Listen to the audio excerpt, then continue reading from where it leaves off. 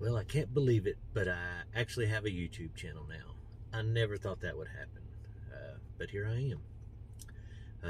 My mother, born in 1950, was an original OG furniture flipper. This woman, she was a true picker. Before Facebook and before Instagram and any of the modern day conveniences that we have, Mama, she was doing this stuff Olympic style, and she could pick something up at a flea market for 50 cents and turn around and sell that sucker for $125. She knew how to stage. She knew how to just make it look beautiful, and she knew things. She could see the diamond in the rough, and I wish that I had her experience and her abilities. This was truly her calling, um, and I spent most of my life with her, going to flea markets, going to yard sales, going to just different shows, and I enjoyed every minute of it. Of course, there was times, my teenage years, I kind of got aggravated going to all these things, but looking back, I enjoyed every minute of it. Sadly, in November of 2020, Mom unexpectedly passed away, and she suffered from diabetes and heart problems, and eventually succumbed to heart failure. And she was the matriarch of our family, and miss her terribly. But in an effort to feel closer to her, I flip furniture, and it makes me feel like I'm close to Mama, and doing at least part of what she loved. And she showed us all that you can make money at flipping furniture, even if you don't know what you're doing. If you just start somewhere and finding a piece and learning, it takes time, but you can learn to develop an eye for these things. For Mom, it come naturally. She was a shabby chic girl through and through.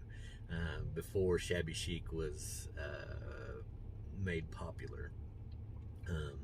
At some point, maybe I'll show you a video of her house, and you can see what her style was like. But unforgettable. She has 3 beautiful grandchildren. My children, Libby, Gabe, and Keegan. And Gabe is a senior this year, and he is wanting to go to college, and he's very talented, and I want to help him get there. And to do that, we're going to flip furniture, and to help him pay for his tuition. So we will document this journey and vlog it, and in the hopes of showing others, to show you that you can make money flipping furniture, and sharing with you my knowledge that I've learned along the way, what little that is, and hopefully developing a community here to where you can share your experiences with me, and I can learn from you. So whether you're experienced and or unexperienced, that's what this is about, is growing together and helping each other. And maybe there's somebody out there, maybe you are someone who is always wondered how to make some side money or to develop a career. You can do this, and it's not something that you necessarily have to know exactly what you're doing. You start somewhere. You just develop an eye for what you like to see in furniture. For example, this next video, in this video, I'm going to show you something that I saw at on Facebook Marketplace, and I bought it for $40. And I saw the beauty in it. It was a beautiful piece, but it was highly neglected, and was, you know, if nobody had bought it, just been thrown away, or, you know, given to Goodwill or something. But it's turned into a beautiful piece, and I'm proud of it. I'm proud that to me it makes me feel good that I can take something that looked like this and turn it into something so beautiful, and hopefully for somebody else to enjoy in their home, and give this piece a new life, and make some cash, and be able to help my son go to college to realize his dream, and get his life started for him.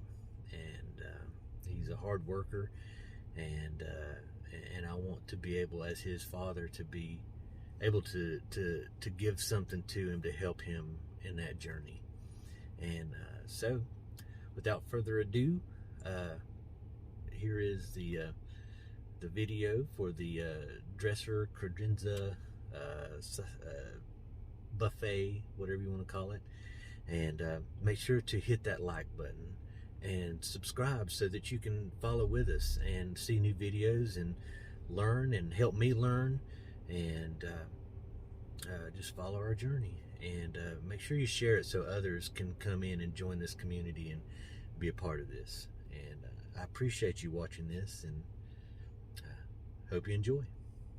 Hello, welcome to Bittersweet Furniture Flipping. Here's the piece that I was talking about. I purchased it for $40 off of Facebook Marketplace. It's beautiful. I love the ornate designs on the bottom, on the top, on the sides. It's got some okay hardware, and I'm going to be doing something with that. I don't know exactly yet, but check out that ornate design on the front of the door. It's going to look beautiful. There are some markings on the top, some paint smudges, some chips and cracks, some drink rings, some scratches down here, and some more paint smudges, drippings. It's a pretty dirty piece. I got it from a family. I think they kept it in a children's room, because check that out right there. Somebody's, some little one's artwork. They did pretty good, but not going to work out for the design I got in mind.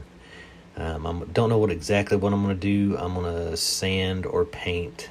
First I'm going to sand and see if it'll come out. I kind of want to keep it natural, so hopefully it'll sand out. The drawers all seem to be okay, except for this one right here. It's a little wobbly.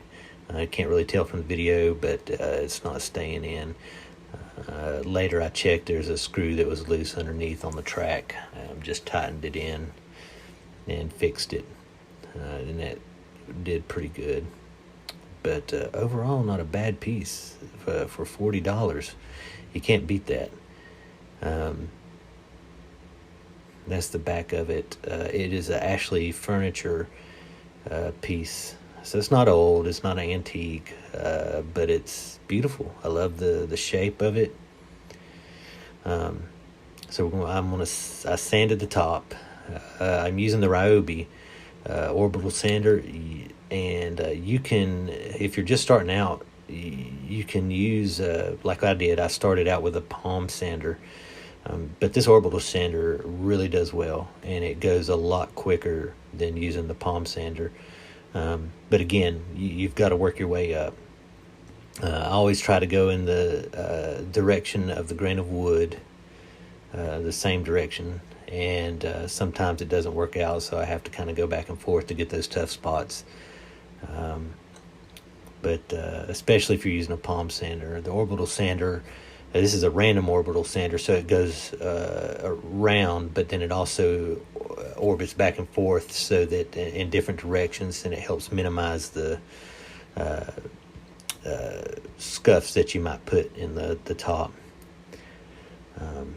And that's why I like it. I saved up for it. I'll leave a link in the description in case you want to check this out on Amazon. But it works pretty well, and it's got the sawdust catcher in the back.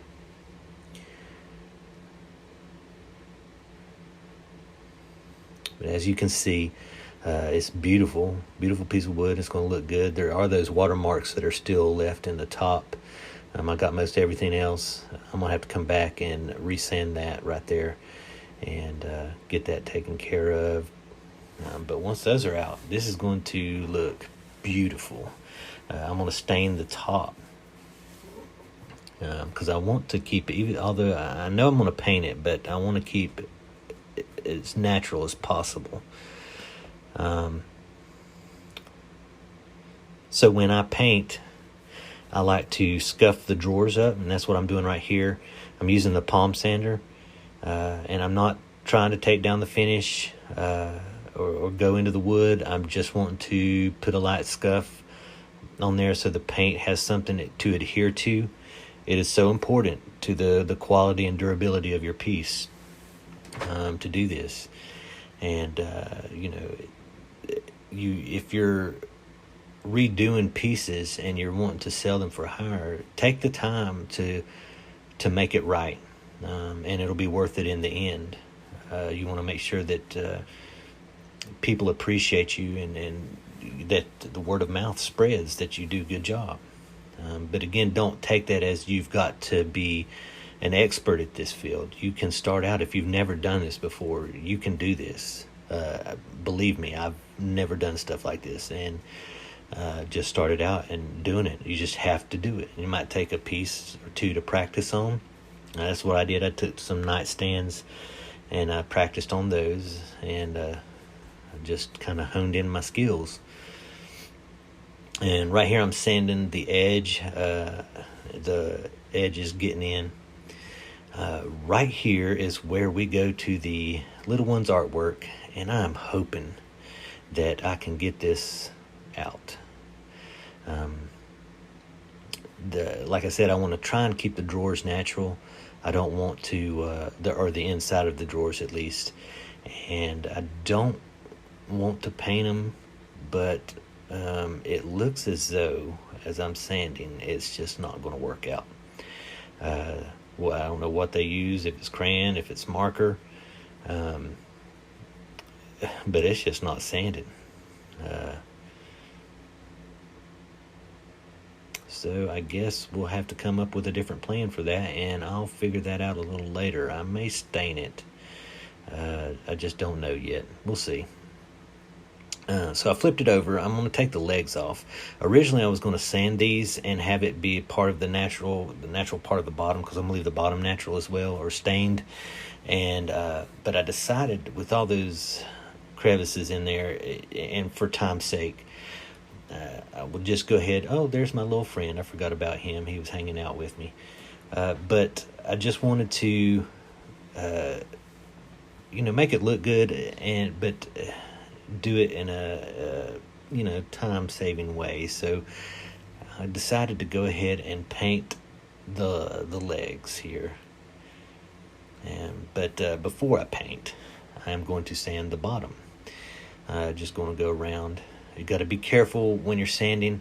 I need a detail sander, but I don't have one yet. So I'm using the palm sander, and I'm trying to go easy. I'm using an 80 grit, which is kind of dangerous as far as taking off your corners or rounding off your edges, and I don't want to round off the edges right here. I want to keep it like it is, and so I'm just kind of going in and just getting that top varnish off. I decided to go with Behr. I like using Behr Chalk Paint, and this is the Midnight Blue, or excuse me, I'm so sorry, the Timeless Blue, and it works pretty well. At first I was a little concerned because when I was painting the legs, it almost looked purple, but it turned out really well, and I think you're going to like it. But see how that looks. The blue really looks good once the whole piece is done. But with chalk paint, you want to make sure you use a good brush. You don't have to buy any of the expensive $20 brushes, but you can get them from AC Moore, Lowe's, Home Depot. I just got a bristle brush, and I make sure that to watch my drippings and to make sure that I try to minimize the brush strokes. And what I do when I paint is I end up doing usually 2 coats, sometimes 3. You don't have to cover everything. So as this dries, you'll see a little bit of wood pop through, and that's okay. You want to minimize the brush strokes and the drippings. So just a little bit, and just cover it, and then let that dry and come back and do a second coat. Whatever you're painting, whether it's the legs or whether it's the drawers, depending on the look that you want. There are some instances using chalk paint that you want to create an aged, distressed look, that you would have your brush strokes in there and paint in different directions and all that stuff. But that's for another video. This piece, I wanted it to look solid and a nice finish. Here is the rustiest can of stain I've ever used in my life, and it is the Smoke Gray by Varathane, and it is the oil-based. I like using the oil-based. I use the foam paint brushes that are like 50 cents a piece. I suggest doing that. You can't beat 50 cents a piece, and you use them a couple times. I think I use mine maybe 3, and then it ends up tearing up on me, and just get a new one, and that's 50 cents. And so I use all these for just doing my staining, and it's good for details too, as you can go in and get into the detail of everything. And I just make sure that I cover everything. You don't, again, quality, and it's all about the details that ties in your whole piece. So your prep work to taking your time with each detailed section of what you do to your piece. You don't have to be perfect, but you do have to pay attention to the details. So when I'm staining, I'll coat it, go around, take my time. Here I'm doing the top piece, or at least the top edges. It was kind of difficult getting in underneath down there when I was sanding, right up underneath the top part. But I was able to go in and get it sanded, and then using my little foam brush, it just went right in there and stained. And as you can see, it's coming out pretty good. I like it. I think the smoke gray is going to go really well with the color, with the timeless blue that we chose.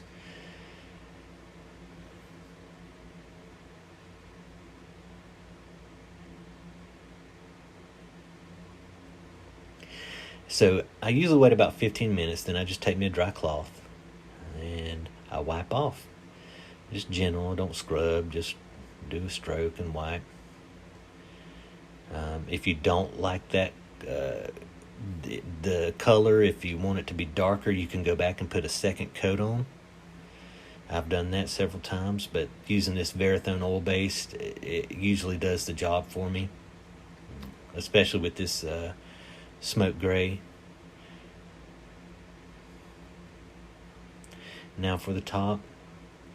So I'll just paint on, and I'll use it liberally, I won't try to stretch it out or anything. I just stick my brush in and paint it on there. I don't have it dripping off the sides or anything like that, but I just want to give a nice good coat. And make sure, again, getting all the spots, the details, and want to make sure that it's even as much as possible, but don't stress out. Remember that you're doing wood that has variations, so those variations just add character. Wait about 15 minutes, and then I wipe off, and I just kind of lightly wipe. I don't press down. I just skim over the top.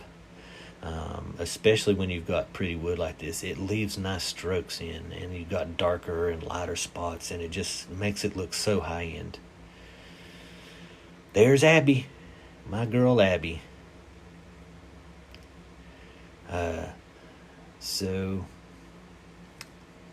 I'm painting the ornate pieces, and again, and I'm going to paint the sides, but again, remember, nice even strokes. You don't want to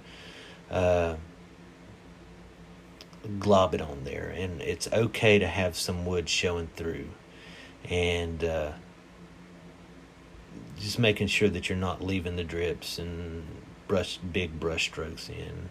And you might have, you're obviously always going to have a brush stroke when you're using a brush, but you just minimize that as much as possible. And that's why I love the chalk paint, because it usually does really good. If I following this technique, it leaves a nice coat, a nice flat coat. But I love that color. I love that color, and I love the curves on this dresser. It's just, I'm so excited to see what it's going to look like when it's done.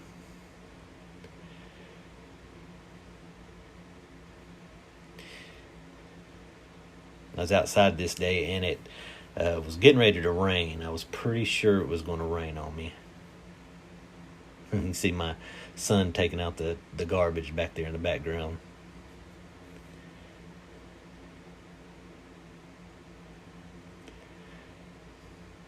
So here is the dresser. I decided to stain it to see what that would do. I figured I could always go over and paint it, but I wanted it to look natural as much as possible, and I don't know that this worked the best. Maybe next time I'll paint it, I don't know, but we'll see how it looks in the end once it dries. I think it did pretty well eventually after it dried, and I went back over. I had to do a second coat, and it did start raining on me.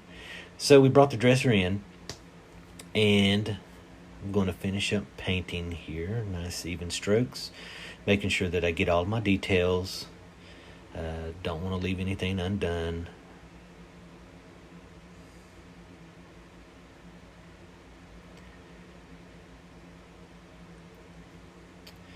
And with this, as dark as the wood is, I am going to have to do 2 coats. And usually I have to do 2 coats anyway, but I think that 2 coats is going to be okay on this. I don't believe I'm going to have to do a 3rd coat. But you can already see how that stained top mixing in with that timeless blue is looking pretty sharp right now, and I'm excited about it. Still haven't decided what I'm going to do on the drawer pulls, but I think that I'm settling in on an idea, but we'll see here in a little bit. Just going through, getting the sides, make sure that you get the top, get the underneath.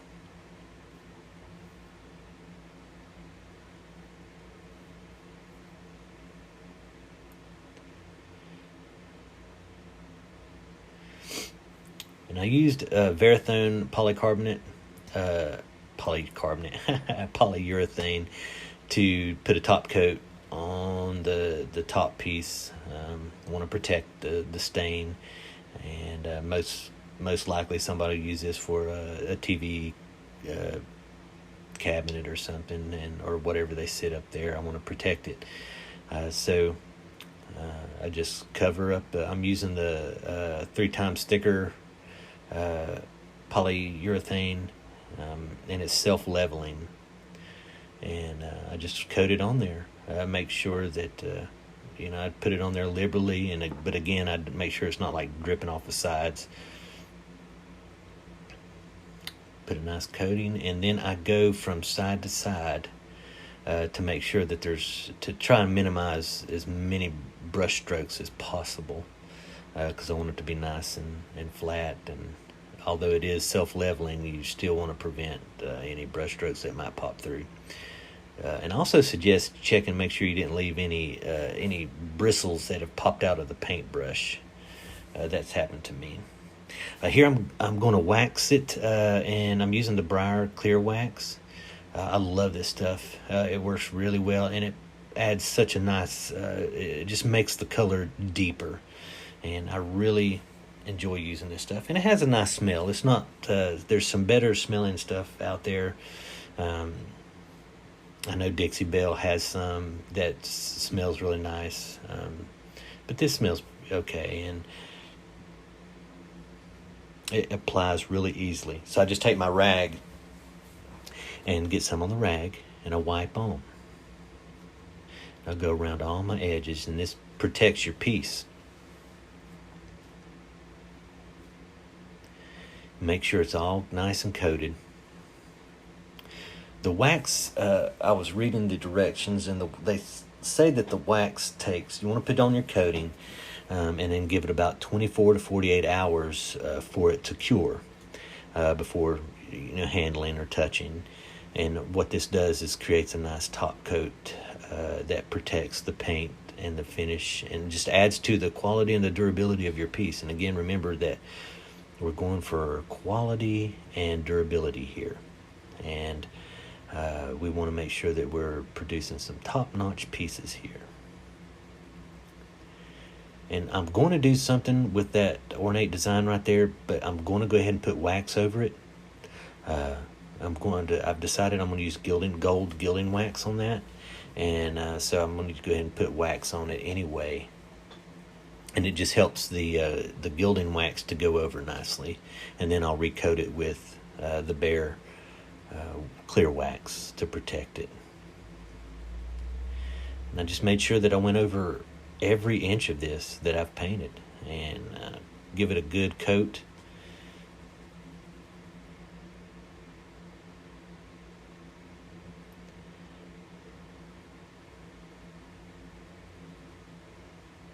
I need me a rolly chair.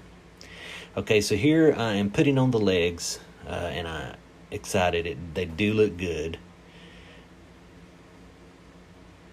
I think the timeless blue, and then the stain, and then the timeless blue, it just makes it pop. It's going to look good. It was heavy, and so I needed to get Gabe's help. Gabe to the rescue. He had to come out and help. So I lifted it, and he got up underneath and put it down there. I disturbed him. He was in his room practicing his piano, doing homework. So I decided to use the gilding wax as well, the gold gilding wax, on the hardware. And what I usually do, I usually use my finger. I was going to try to use the paintbrush, but it just didn't work out on these the hardware. So I used my finger, and I just kind of go over the pieces. I don't coat it all the way, so I'm not trying to make a solid color. I'm trying to make it look kind of worn, and where it kind of is tarnished a little bit, but I still want that gold to pop out. And you see how that's looking already, and we haven't even got all the other pieces in, and it's already just looking really good. And look at that. Look how well that turned out. I'm so excited. That gold just pops with that timeless blue, and then that stain. And here I am. I'm going to use the gilding wax on this design here, and I'm just, again, kind of lightly going over, letting my finger not get into the crevices, but just going over the top. And we'll let those crevices stay uncoated, and that produces the look we're going for here. And it just turned out, I've never used the gilding wax before. This is my first time. So I watched a couple videos, and I was just hoping I didn't mess this thing up. But man, I tell you what, it really turned out great, if I do say so myself. At least I think it did. You may not, but I think it did. I just go over every inch. I love how it pops from that blue. Look at the sides on that. I just love it. Just love it.